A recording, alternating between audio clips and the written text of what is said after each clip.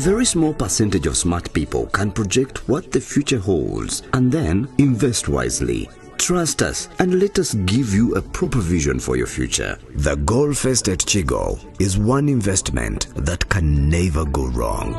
Welcome to the Gold Fest at Chigo, located in a serene environment a few meters away from Serena Hotel Chigo along Entebbe Express Highway.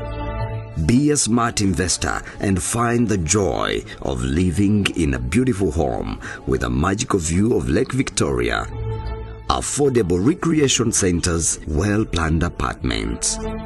Enjoy our luxury space for your relaxation in our fully furnished state-of-the-art, well-planned apartments. Estates that are perfectly designed with you in mind to build your dream house with a modern hospital and an airstrip. Get true value for your money. Call us on +256 784 566 918 or visit our website www.thegolfestatchigo.com. The Gold Fest at Chigo. Discover a haven. Akabuzo kalinka kuwe omusajja ke yaleta Simon. BPS singa NBS. Definitely. Huh? Definitely. Introducing the ultimate car dustbin. Keep your vehicle clean and tidy with our compact and convenient solution. Our car dustbin easily attaches to any interior surface and provides a secure place to dispose of trash, wrappers, and debris. Say goodbye to clutter and hello to a fresh and organized ride.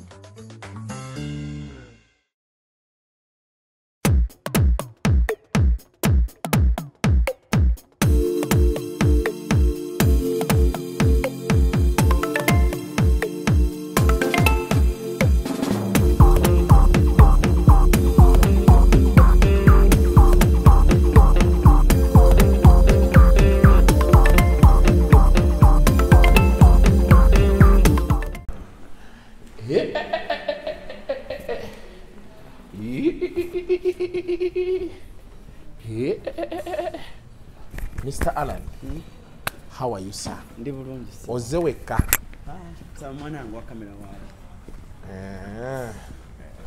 Yeah, man.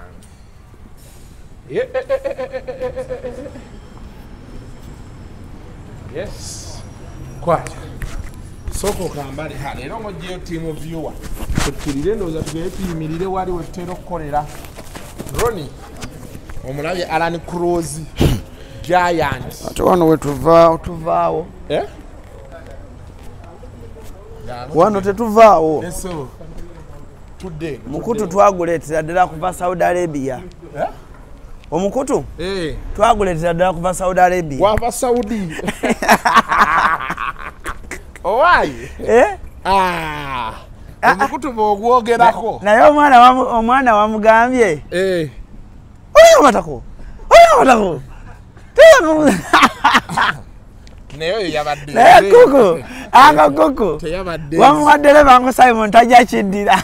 Teyabadde nze. Bigambo abantu teyabadde nze.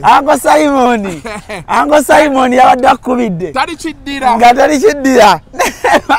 Naye gwango Simon. Lwaki mutabulanga abantu? Bidiye akwa audio bati ye yakaliinze.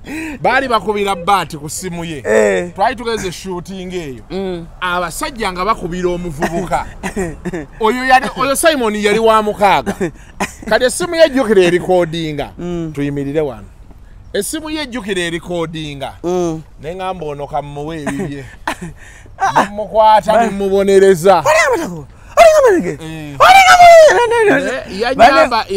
Ati obayinge bati yalinga abakwata nga bamalira obudde ne bamunyonyola esimu naye bafere balekeraawo banaye abantu wadde weeyiiya naye abantu munaana ne mukuba ku simu emu kibeera kimala waliwo osimbulamu woolina otutuuka n'okkiriza nti kyenkozeeko kimala kweringa kimala wamuwadde Uncle Simon tayinza kiddira kimuwe ekyokuyiga ate saagala bankubira mbu siina mpisa video eyo sagikola for audio eyo sagikola nti nali ku public domain okitegeera kyenkugamba so saagala muntu ankubirako ngamba nti siina mpisa kuba zo nziyina okitegedde empisa zo ziyina nkokuku oli yasalawo kaliikinga yamanyi kati waliwo ab'empisa ennyo abankubira era kasuku tonkubira nja kuvumira bwereere bemba siina mpisa ndeka nga siina mpisa zange sizze ku YouTube kuvumirako muntu bigambo ebyo. It was a private discussion. Oli na nyingi nankooya ne muwe bibye. So tombulira ku mpisa nabye kibye nina kwogera in private. Mugagga wange wakomyewo kola bot kwata so kwata kamalola anko kuku TV ogindekedde yonna lwakasente abafandi anko kuku wuli eri TV agindekedde kale ku Kasuku Live kwe tuli. Allan Cruz is my name. Atenga nyongero bategeeza nti anko kuku yasazeewo n'atuwa enjogera mwena abatukubira amasimu gerutategeera tujja bibaliisa. Anko kuku yagambye omusajja otuwabirabye. Anko kuku yagambye omusajja gwe Simoni adage abagizi bamanyi mugamba mutya kansubire muri bulungi season etandika emijozi tanso jijjayo era lero mbadde nzija okugira nko kuku ono neŋŋamba nti why should I by the way omujozi gwa nkwangulage bulungi sinafuna new kit naye baba boba oli eyo ng'osobola gintuuseeko ng'obudde bukyali tunakuyamba mubayambe mubajjuna abali mu bwetaavu naye ng'omujozi tugulina anko nawe oli wa United erinnya wateekako emabega guno teguli linnya guno alisinamale yagumpa tetwalina budde guteekako linnya kale okubya oluseke ate kati atangambye byaleeta binene nnyo okusinga ku kino kamala omusevingo yonna omusajja wange ndudde naye Green Festival yoyo wa Green Festival yoyo kalaki tomundaze naawe eyo si yenkola y'emirimu omanyi mmwe mu buzibu bwe muyina mwe mukyamuka ninda omugagga mmala okumukama mukyemukamyemu mukukwase ate oyagala nkwanjuleyo nga sinnakwata wadde ekintu si yenkola y'emirimu esi yenkola y'emirimu naye Kasuku bw'ofuna ne sitafuna nze neeyagaliza kyekintu kye nnina ninda mmaliriza omusajja oyo agambye mulabadde agambye ajja kunkubira naye namba ye ngifunye nze nja mukubira nze mmanyi twalituula nze mpe namba ye kikola lindako nze bennaamumaliriza mukukwasa mutuleetera obba fitina ndekamaliriza omusajja Allan kammale gwe kati okolera ddala ebyo ebintu by'abaana bye baagala ate kati otuuka erinze nga sikyali yozifula emyaka gy'omaze mu mawulire gy'omumanyidde oyo tomukubanga mu luseke naawe kumwogoloza every day is a different day kyoba omanya ku miceere n'enkoko bye tulidde senga leero tetugenda biddamu by the way Kasuku njagala okubuulira ekintu kino mwenna ngayo mwakula akagurupu kammwe mwava eyo kuwayo MCA sibeerako kuwaayi mukweka abagagga bammwe abagagga bakweka ennaku zino halo okalabya akaana kasibya akatambala ali mu UAP naye emmotoka eyo nno yali ya mukwano gwange njirabye yali ya mukwano gwange n'agitunda si musiraamu n'agitunda Simon oyo wabukedde Simon munene w'ekibuga tagaba bagagga be ate Simon obukodo bwaliko alina we yagenze n'akuba oluseke eyamututte n'amulimba nti talina kyajjeeyo kuba abagagga baffe balina ekizibu bwakuwa n'alyoka anyumiza ensi yonna bolanze abantu abamusoogera nabo nina n'abantu abali ebweru eyo oli nakkubira naye nga baamuŋŋamba nti oyo olukuwa ati n'enkoma kumubuuzaako nze kizibu nnyo sanga omuntu nagga nti naddala bamuva Bulaaya nti Kasuku yansindira ekizibu saagala kunjogera aliso sindira jjajjaawo gwe abantu bakumanya ati si ogende wa jjajjaawo jjajjanga alina ssente ekigonga amagwe ensindira ettaka ddene kati wuliriza byezze mu ttaka kiri ayina muyina ettaka entindo eyo yonna lekeraawo byovuga ogenda mu si bituufu so but anyway welcome to yet another edition of Kasuku Live oyo musajja ajjawa aliwa olunaku olwaleero ndine Allan Cruz nozo mulaba musajja wa Man U Manchester United naye no so origino why gwazimanyi nzo origino nzimanyi wagifuna kodi buli omujja ina yeba origino mbiri guba gusitowa musinga wano roddayo London bakutwale Manchester kakalamu yangambi yagenze ku gundi ku Emirates olaba runa wagenda wasiba mu nyumba awulira natambula tomanyi mugagange jojo oyo yanambuza ebifo byonna naye nze nasalawo ekintu kimu bwe nali London bali bagala okuntwala ku Emirates nga bagala okuntwala ku kisawe kya West Ham Crystal Palace nagende mu London yawo East London kati nebiri kumpi awo kati nze nembagamba nga sinalaba kisawe kya Manchester United sigenda genda mu kisawe kyakyo nasilwa content nenze amanyi gange gali mu kusoba kulaba Old Trafford kati nga buli gwe ngamba okundula ku Old Trafford yangamba Manchester wala nembagamba kati mumanyi kambireke Manchester ni nayeyo naye luno lwengenda okuddayo nina mikwano gyange egiwerako ogenda ne bana bakatemba ngena na Afrigo Band ogenda na Afrigo Band wetegeke yogera ne kakalamu ne kaye bayina abasajja baabwe omu nayogedde naye nade ne kaye nampa pound nkaaga twagenze zikyusanga giri emitwalo 27 kaye yakwade kuzize omugaga yakwade kuzize nampaako era sebo botuka ye abasajja bagambe zange enkalu bazikuwe onkubira video call nenda banga bakuwa olukaaga lwange aitima enkaaga pound 10 oluzikuwa nempandi Uncle Richmond na Uncle waliwo okuvaddi lekera omulekera ebintu Uncle okuvaddi Uncle Rich tomumanyi mumanyi naye Uncle okuvaddi oyo yafuuka wange gena maaso Uncle Richmond Dan Luwuge Uncle Dan Luwuge Uncle Dan noyo yomu kubasinzo kitekamu omutwe Uncle mwita buyisi Dan ba Mr Dan ate Uncle Dan yeye eri akalera ndani raba mutako Uncle Dan Uncle Dan waliyo Mary Ngabire omumanyi oyo mumanyi muwulira naye ebyo ebiseera ebyo nga nakatandika amawulire yali w'amaanyi nnyo ng'atekanyo troops ezo mulabako wano e Kampala lumu waliwo abantu beyadiringanga nabo ku red paper awo naye tetwanyumya nnyo kati abo abasatu abo be bakoze Afrigo Band eyo Africa egenda nnyuma mama bangambye tebo zaweddewo bangambye tebo zaweddewo waggulu eri bagenda beeramu eri holo Royal Regency eyo abantu bagenda tule emitwalo ng'ebiri gyonna nga giri muli nze musajja wange ye gundi ani Jose Jobslink naye yazze Kampala tannannoonyaako Jose munanga ali mu kwokya abantu ssente wano nagaye sijja saagala alowooze nti mwesibako bwana aba neetaaga ajja kuntuukako bamuva Bulaaya tebaagala nnyo kubeesibako obuzibu bwa Uncle Jose omunoonyeze eno adde eno nayogera naye naŋŋamba Kasuku nzija nakola nnyo bentuuka tulina okukola kino tukole ekiri nawe njagala ontwale baŋŋambye gwayingirawo gwakola ki namulabye ku interview naye gundi namulabye Moshi yetwaddeko ffenna oyo Moshi ali kiriya Jose sente be zinaakugwako ng'ontuukako tomanyi nti Jose yali ne mukiri ekintu kya aromatiki aromatic bagenda ddi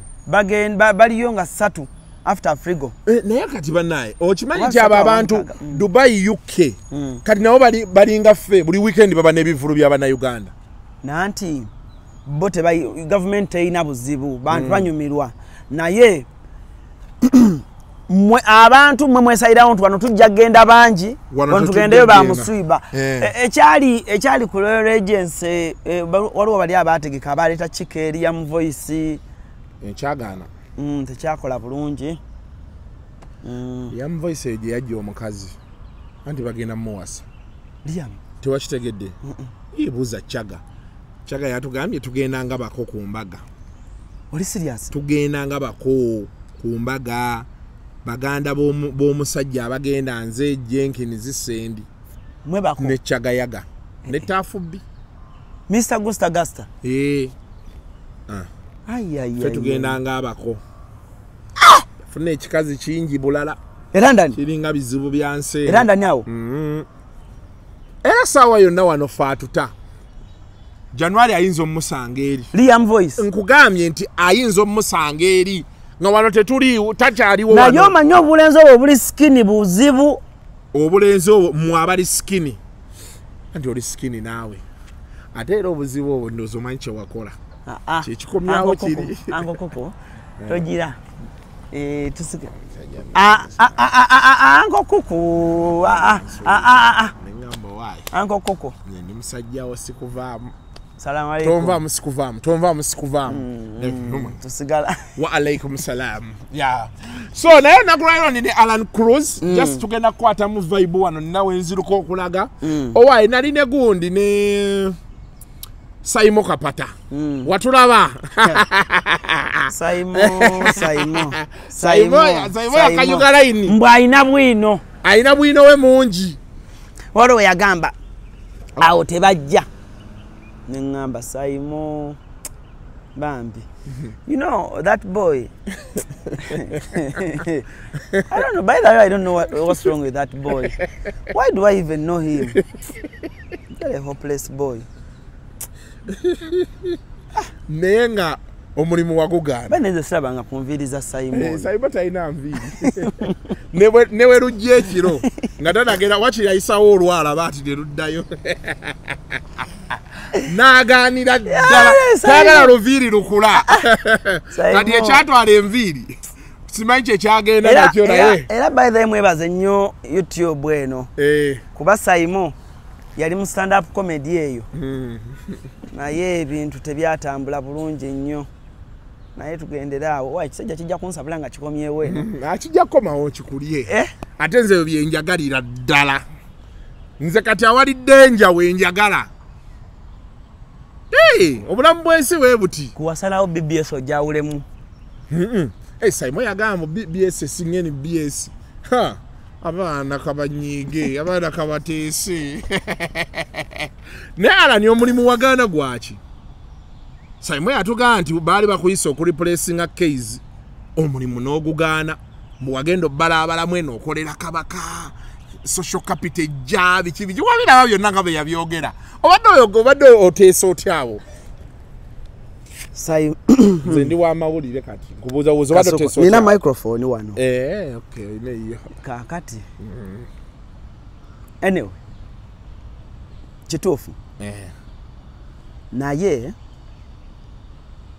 waliwo excitement ne wabaawo mukama bwakuyamba n'ofuna omwoyo ogugamba naye sooka otuuleko emabbali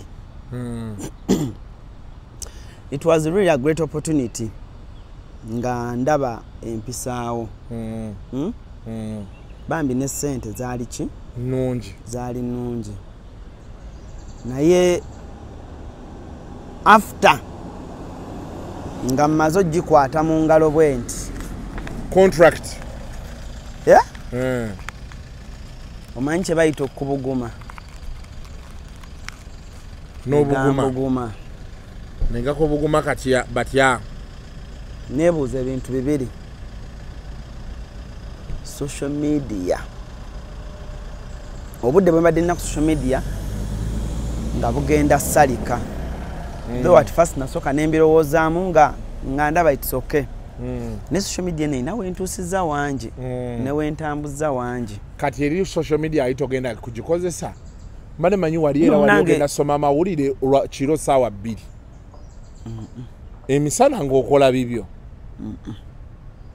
nali occupied 24/7 nali ngenda kubeera occupied 24/7 kati nga ndabira ddala maani ebyo nabituulamu luvannyuma ng'omuntu olwo nga ntudde nzekka n'obalaabalamu mutabani w'oyo ng'omulaba mukyala alima buloka azikutte entumu erina weetuuse kuba gwe mugagga we wasalawo okola eri bebamu kube natunuulya ku tiimu gye nkola nayo nendaba abasajja bange ng'omwazeeyo muwino mu buleega kemusido ne ŋŋamba nentunuulira hogani oyo nentunuulira oli musajja wange omulala olugendo lwa social media eno luzze lunjigiriza ebintu bingi Kasuku olugendo lwa social media luzze lunjigiriza nti brand yourself well on social media olabe yo gyegenda okutwala okitegeera bwe branding obulungi ogifunamu TV mu kusooka waliwo posti Ibra gye yakola last week yagikola ku Facebook nga outlining how YouTube business has changed stream media personalities yeah okufuna bibaite bafuna mu mainstream. Yes, mainstream obuzibu bwerina n'ebinku bye natunulira nga sinnasaako mukono paka we nagamba nti mukama wekiba kino kyensazeewo kyekituufu kangene ne kino mainstream media otwala proposal ng'olina kyoyagala okukola naga kati aterindako gundi etuule abakulu bagenda tutuule ekyo nekitwala emyezi ng'emeka 5 bw'oba wakutambula genda gundi aseeko emikono genda kati natulamu awo ne ŋŋamba ate eno eri gye mbadde ekyala ali omu eno gye ndaga bali baŋŋambye balinga 6 nati ate okutambula baekyala abo 6 obba malayo ne baboosi bonna balina sayininga. Kasuku ekindi ekyo kyannuma nnyo by the way obuta joininga Naggulu naye nali sina kyakukola ng'akatale ka wano ku social media n'ebyembalira ku social media ne gye njagala okugenda ngenda kuba bishatinze down all courtesy of money. Naye nga zo sente ze baali bakuwa vis-a-vis ojja ku social media zaali zina we zeesangira zaali nyingi zaali nyingi and big up to the HR of Naggulu, Mr. Paul Ranga. Then big up to Kafko, ne Badru. Bambi, they tried bakola ekyetaagisa. They gave me all I wanted. Buli kyomanyi nti Bambi omukozi yandikyagadde bakimpa.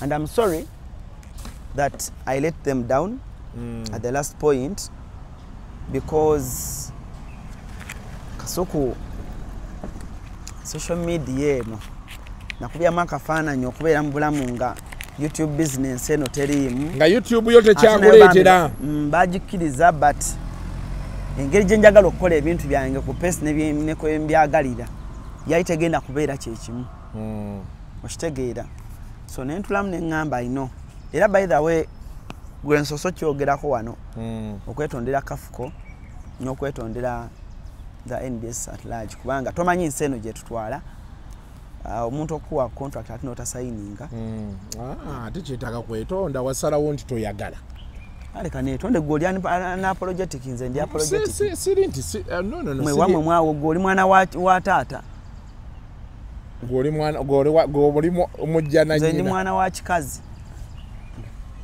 fetukuze makazi gwagamba toyina wonyumizaako nti awo nennima ekubeera siinaawo hey naye ati kati nakula ssebo oyinza osanga kati nnima nyinza otuuka mu maaso eyo ne baagala okumpita okukola ey'obulimi ng'ate nagiradde ekintu bw'oba okola ekintu ekirungi era bajja kukunoonya mulekere awo ebyo ebintu mwe mubeera awo ne mubeera nga mwe abatalina kye mukola alani olina kyokola ekyenjawulo era bwe batuuka nga balina kye baagala nga gwe okisobola era bajja kudda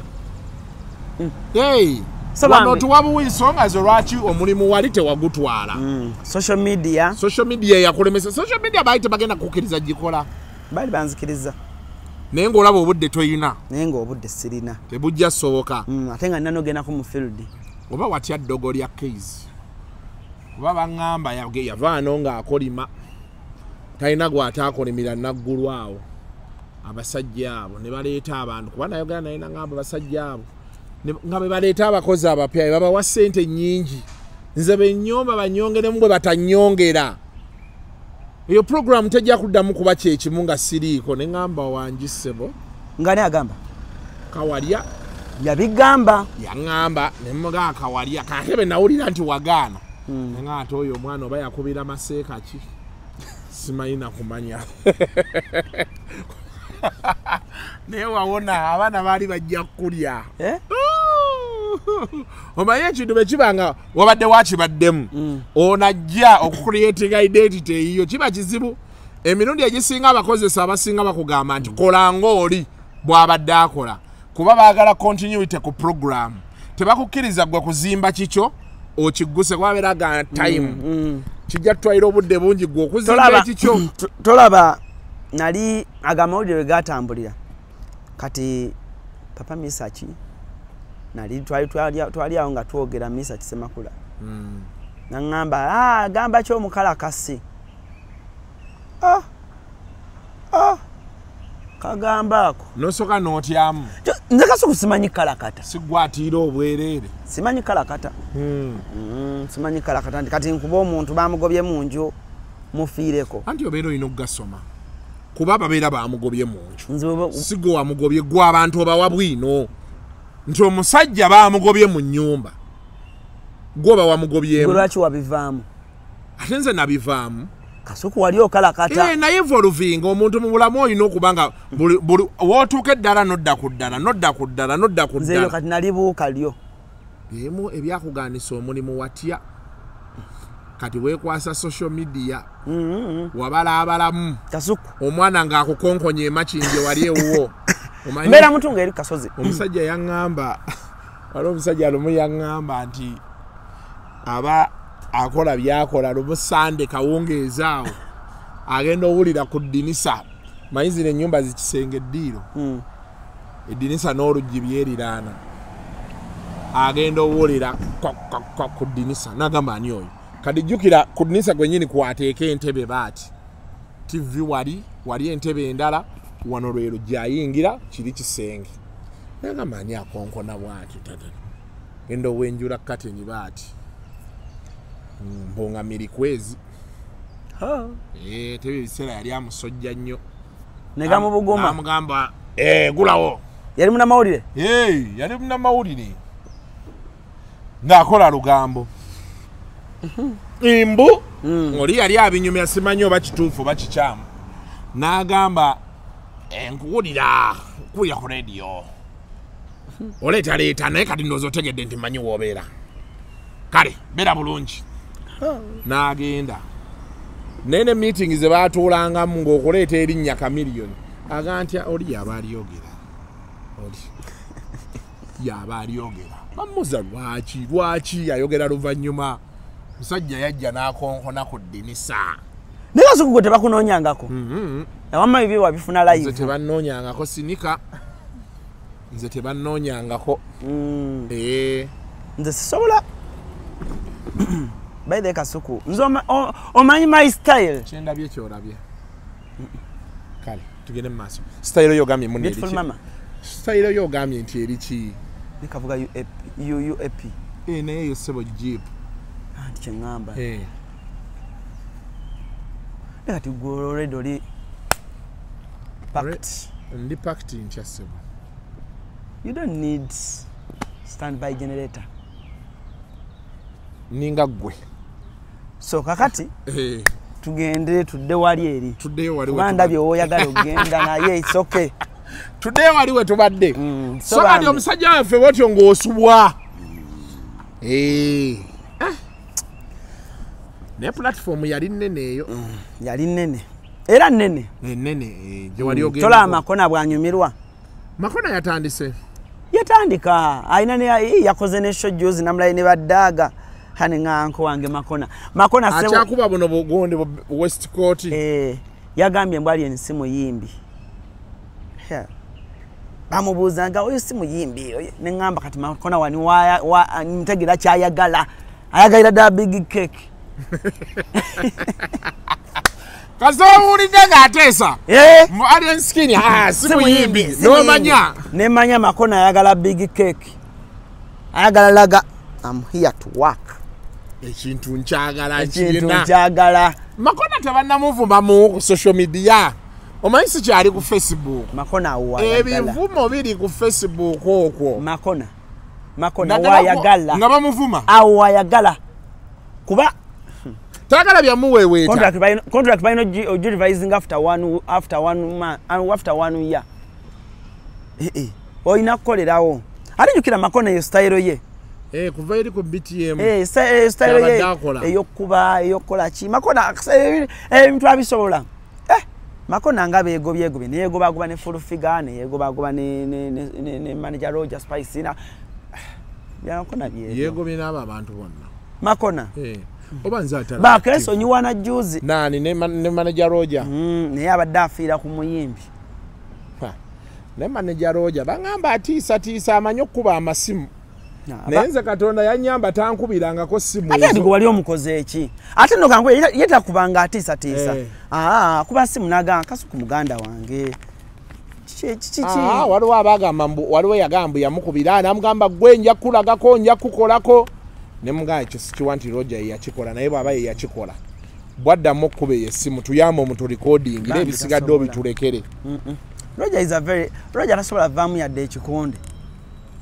gwalo mulabye munga afunyizaamu yadde naye making sure omugaati tegukumira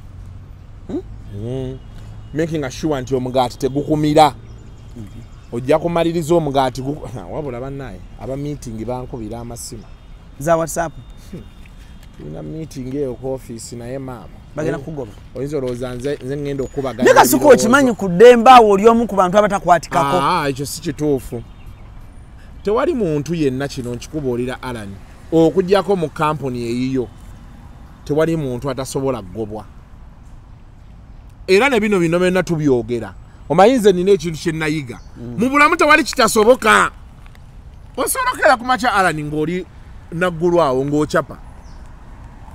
ng'okyapa obulamu ate ne bugendera ddala mu maaso so bino ebirala tubeerawo beeze no mu comfort zone togamba nti tebasobola kungoba bangobye dda Edisendi n'atula ku konso ate n'agitambuliza nno nkubuulire Kasuku nga bakugobye anke Edisendi asobola tuulawo bonna kyemanyi bagaana ne bagaana nodda ono abadde musajja waffe abaddewo kyemanyi waga olina emikwano egiriroyo ekyo nange nkirowooza bakisobola ekyo nkirowooza bakisobola n'ate era tekikwewunyisa nga bakkiriza era tekikwewunyisa nga bakkiriza naye ate era bwe baba bakkiriza tolina kunyiiga omanyi ffe obuzibu bwe tulina mu society yaffe ffe abantu tulowooza nnyo ebintu in our favor always gwe okulowooza nti Allan Cruz tasobola kukola kyokola Allan Cruz olunaku olwaliro oyinza okuba nga olina wookola ne bampita ne baŋŋamba nti Allan tumugoba gwe jangu otuulewo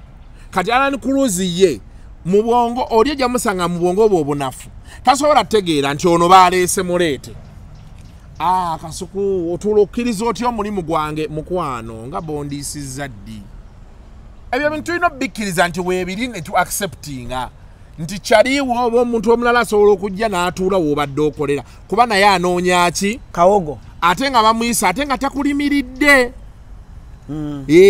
kati ffe obuzibu bwe tulina nti sendi bwakkiriza okukola w'obadde ate gwe n'onyiiga wakyakkiriza ogenda liisa abaana ba sendi that's life tulina okutegeera kuba Nicholas alina okufuna tray y'amagi thank you watugamba ali amagi ameka bunaku ali amagi agawera kyoba omanya so kati lwakuba nti ffe society gye tulimu abafirika tetukkiriza nti everybody has their life to lead and everybody needs to get to the next stage okitegedde olunaku olwaliro Allan waliwo abantu bangi abaagala omulimu gw'olimu era kasita weewunza omwana agutwala tewalaba ebya Channel kasita weewunza omwana agutwala ate n'asigala ng'agenda mu maaso ate n'omusanga ne mwebuuza nga tewali kyojja mukola n'osigala kolima kumwogererako eyo obwo bwe bulamu bw'ensi nno buli lwodda awo n'olowooza mbu gwe olina w'oli kino kijja kugenda in your favor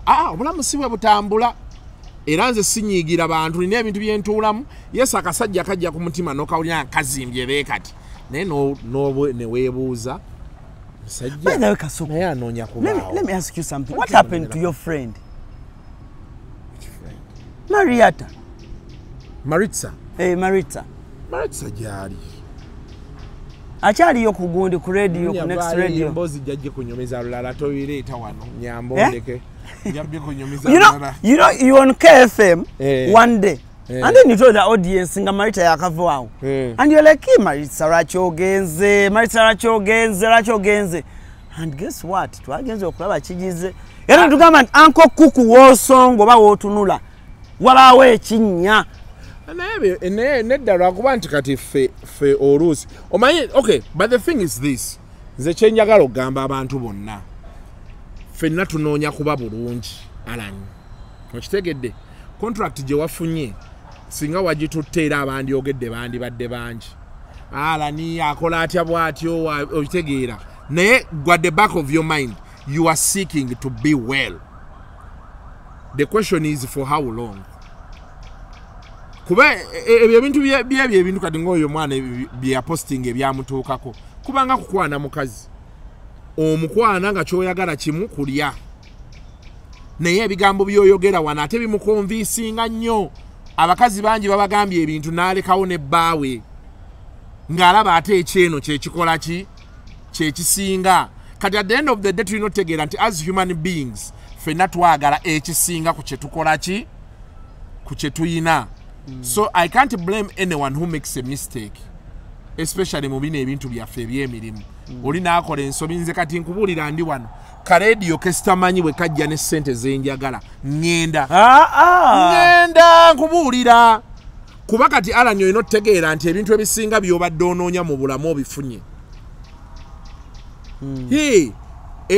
Ekirooto kya buli omu abasinga ffenna nga tutandika amawulire twagasoma naye nga twagala oga practicinga tugafunemu ssente naye n'erinnya. Era abaana abasinga bogenda mu media schools bagamba njagala kuba presenter not that ayagala money naye ayagala kubeera wakabi. Kati Katonda bakusuulako obwakabi ensi nebeera ng'ekumanyi n'akuteerako ssente n'akuteerako ne most important the social capital ebintu ebimu bw'obituukako ogamba kasita Katonda kino yakimpa. Kati saawa eno Allan oyinza okuba tonoonya ssente I mean nga tonoonya linnya onoonya ssente era ojalaba mu kutunnyonnyola decision y'otugambye YouTube yo social media kuba erina kyekuwa ate ekikufuula flexible kati kyenkugambye nti nze bwenkeera ku makya radio oba mugimanyi oba temugimanyi ng'empa ssente zenjagala mba nagenze nze siriiko ebyo ate nze mu kunoonya ssente sikyalina permanent enemy tukutwale ku CBS be bampa ssente zenjagala mba nagenze kasi radio tezikuyitangako nina zaali zimpiseeko naye nga tezirina ssente zenjagala batugamba monita bakuweera ddala oba $600 sebazimpa sinikira muni. But you see these are decisions like when you grow up and as a society there are things to bitandikira ddala mu ba human resource managers ba bosses nekijja ku department heads naffe ffennyini tulina okwemanyiiza okutegeera ensi nti etambudde. We need to begin looking at things with an open mind. Osobola okubeera ne employee wo ng'omwagala nnyo naye nga ssente z'ayagala tozikola ki tozirina. Kati ne bw'obeera nga wamuteekako ttaffaali lyenkana litya noga twamuzaayo n'asoma ne biki tewamuzaayo kusoma kuba mwavu. Wamuzaayo asome akukyusize brandi yo baabeeko kyagigattako naawe ng'olina kyokola ki kati bw'afuna offer lazima. Walaba Ronaldo ng'agenda Saudi Arabia abantu be bagamba yagenzeyo yakimyeyo ssente olunaku olwaleero buli gwe basongamu tagana mu Saudi tewali agamba musima ya human rights record yaabwe sima ya biki teri abyogerako buli gwe basonga akola ki kuba buli omu ayagala kyusa bulamu yabalaga ettaala so teweesibanga awantu nga tofunawo ekyo nkikubuuliddeko nganze whatever decision you have to make betunuulira nnyo nange abantu abalala buli omu agenda kwogera kyayagala naye bw'onoobeera ewuwo nga olina kibedi kava ekinene kikubika obuguma yagamba nali mutuufu ng'oli ku TV ng'oli ebafulumya. So that's just for me a piece of advice to so many people out there. Ate n'okukolima abantu mulekerawo okukolima omusajja bamuwadde omulimu gwo si ye yagusabye gwe baakugobye tebakyakwetaaga n'omunyiigira kyali wange n'atwala omulimu obadde oyagala akola atya. You want this person to do what? Oyagala akola atya? Era tobeerangaawo oli bw'ajja n'agamba nti omulimu gwa Sayimo weeguli bw'oba osobola ogukola ng'ogukola bye baba bakuwa ssente ani Simon akolima ajja kukolimira ate onoofa bw'onooba osula enjala olowooza anaabaawo Uncle Ragadi gwe ng'omuyise ogamba otya sebo Ragadi musajja mukulu sebo mbadde bamugamba atambulira mu motoka ya National Culture Forum n'agamba si kituufu yiyo gy'alimu togirabye ngirabye naye yabyegaana n'agamba bamuwaayiriza bamusalako ebigambo ayina digiye olusi musanga ku digiye lowooza okirabye neze kasola de kaka anko nemanya Ragadi manyi emyaka gy'alina Ragadi tali myaka nga 5 mu emeka sure Ragadi akuzaala gwoli 20 what nze ndi 20 something oli 28 kati Ragadi baba ali 55 si dadiwo dadi ddala kati abeera anko atuse n'okufuna alina n'omuzzukulu tannaba si buli yanko nti alinayo omwana eyazadde nekisoboka alina muwala we omukulu kimala tweyanziza nnyo banaye mubeere bulungi Allan mbadde nyamubuuza ku ebyo naye kati akabuuzo kali nkakuwe omusajja ke yaleeta Simon BBS esinga NBS definitely because I'm still working there Monovaayo, it will be a different story. Omanyi abasambi b'omupiira bamubuuza, how do you feel joining Manchester United? I go, oh my God, it has been my dream. It's the best club in the ever. world. Yeah. Oh my God, it has. Oh my God, who doesn't want to join Manchester United? Na again I'm Chelsea namugamba, how do you feel joining Chelsea? Na go, oh. I always dreamt as a child to play for Chelsea. I remember seeing Drogba play for. Yes. Kati nawe olukubuuziza nti NBS. BBS singa NBS. Definitely. Lwaki? Ekiro ekitasobola kukyuka kwe kumbuuza nti owulira muli Cruise exclusive esinga Kasuku Live. Ekyo kyo kijja sigala ever. Nti Cruise exclusive y'amaanyi nnyo okusinga Kasuku. Era y'amaanyi. Yesebo. Era waliwo juzi Gravity yansanga n'angamba naye kakati gwe asikyakulaba bulungi oba wagwa ne mubuuza nkubikeko. Nkubikeko nti wafudde otegeere bakupulira gye babijje.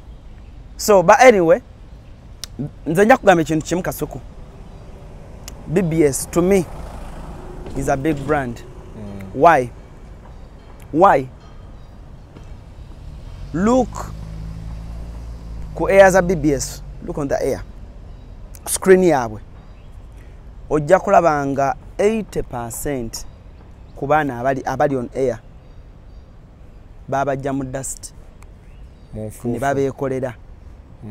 Okitegeera obunene